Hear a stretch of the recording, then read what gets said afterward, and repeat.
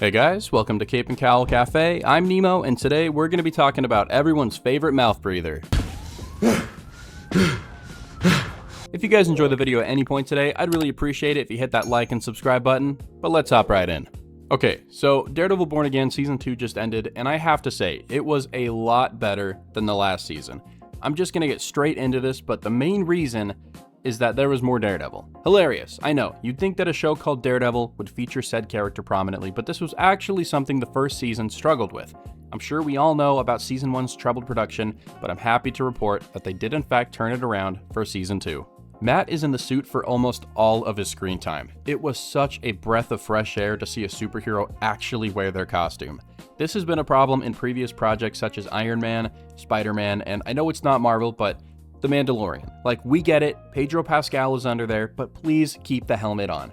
Alright, now we just have to talk about the suit real quick. So I wasn't a massive fan of the red suit from the last season, and that's mostly just because of the way it fit. Like, in theory, it's a good suit. It looks amazing, the textures are perfect, I love the shade of red, but it didn't fit right, you know? It made him look a little too puffy, a little too big, especially in the chest. I have to say, it's a lot better this time around, and I know that it's probably just the same suit spray painted black, but honestly, the suit being black really slims it down and it makes it look a lot better. And I really love how throughout the season, the more fights Daredevil gets into, the more violence he encounters, the red on the suit starts to show again, it bleeds through and the black starts to fade away. It's such a cool and unique detail. I absolutely loved the status quo that this season drops us into. Matt Murdock is missing, Daredevil is a wanted man, and Fisk is still the mayor, but now he's ramping up his mayoral campaign and tightening his grip on the city, which begins to resist. The city in this show feels like its own character. We get to see how the people are affected by Fisk and his goons. The show would occasionally cut to phone footage and random interviews, which placed us in the shoes of the people on the streets, which is something that is almost always missing from superhero media, as we need to know who the hero is protecting. Now, obviously, the task force is a parallel for ICE, and I applaud the show for touching on these charged subjects, and sometimes we forget how important it is to criticize and rebel against the government through art. It's something that we've been doing for centuries. But anyway, I really liked the task force and thought they worked well as the fodder for Daredevil to plow through. They're all such assholes, and it brings me so much joy when Matt beats their skulls in, especially Officer Powell.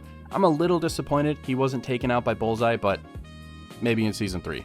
And speaking of Bullseye, he was so incredibly fun to watch, which isn't surprising since he's always fun to watch, but I especially loved his personal character arc with him trying to be a better person, unaware that he's just insane. Oh, don't worry. I'm one of the good guys.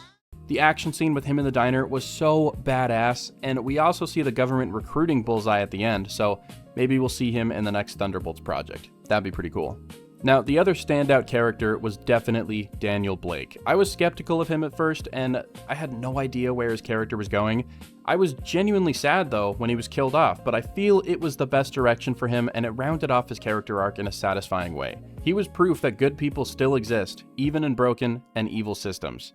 I started out not liking him, and I was kind of worried that he was just going to be a Kingpin Jr., but I have to say, I am pleasantly surprised. Jessica Jones also makes an appearance in this season, and it was cool to see her again, but she didn't really do much but help Matt beat on some task force thugs, but honestly, I'm fine with that. Her character isn't big on conversation, so it pretty much worked out. Now, Karen this season was going through some interesting conflicts, and I wish we got to see more of it.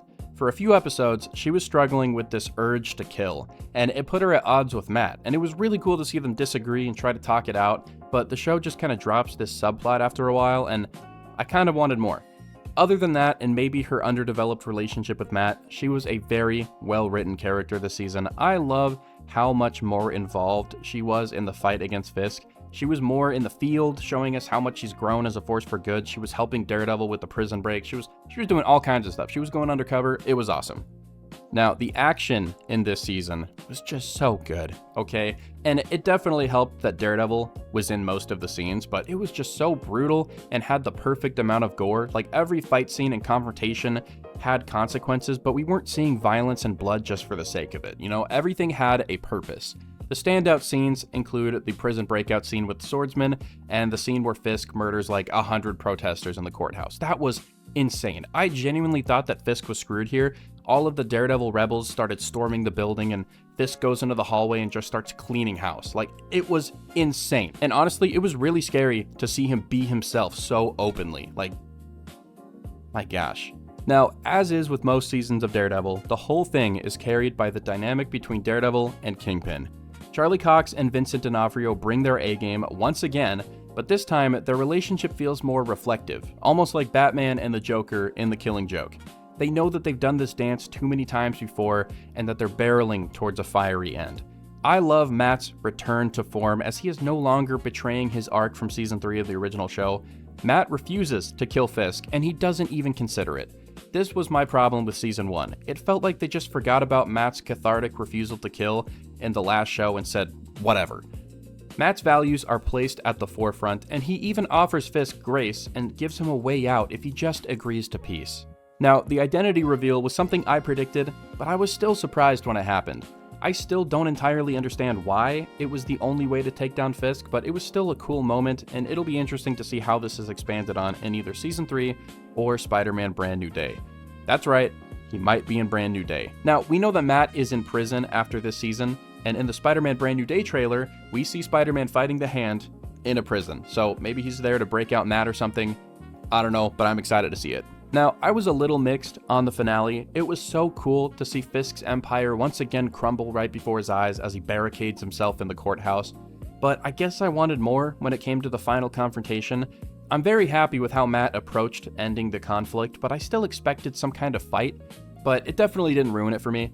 The biggest thing done with Fisk's character this season has to be the death of Vanessa. I thought they chose a good time for her to die, and I loved the detail they added where it was partially Wilson's fault that she died, as he gave her the pineapple juice, a beverage that she happens to be allergic to. I just thought that what followed her death didn't really land as well. I assumed that Vanessa's death would mean Wilson no longer had anything to lose, and he would launch an assault on the city and he would fight to the death, like, because nothing else mattered, you know? He would be a completely broken man who didn't care about anything anymore. But he kind of just gave up in the end, and it felt slightly out of character for a grieving Kingpin. I really hope they give him a break in the next season though, and let some other villains take the spotlight. I think that'd be pretty cool. One thing that I was left a little disappointed by was the lack of Punisher. They used him a lot in the last season, and I was really curious as to where his storyline with the task force was going to go, and he just didn't show up at all. Like, I at least thought that he would be in the prison breakout scene because that's where we last saw him, but I know we have that Punisher special coming out, so I'm just excited to see what happens next with him. The only character this season that I openly disliked was Heather. She was just really annoying. Like, I get it, you're traumatized, just do something already. Like, at the end of the season, they teased her descent into the Muse persona and she's going to become the new Muse, but like, I feel like that should have happened halfway through this season. They just dragged it on so much and it was just so annoying. And honestly, her relationship with Buck made me like Buck less. Well, I hate Buck now after what he did to Daniel, but still, they're both just the worst. Overall, this season was a huge upgrade from the last one and wraps up in a mostly satisfying way, leaving me genuinely curious for where they go next. I'm going to give Daredevil Born Again Season 2 a 7.5 out of 10. Alright guys, that's going to be it for today's video. If you guys enjoyed it all, I'd really appreciate it if you hit that like and subscribe button, and drop in the comments down below what you thought of Daredevil Born Again Season 2. Let's talk about it. But yeah, until next time, I'll see you guys later.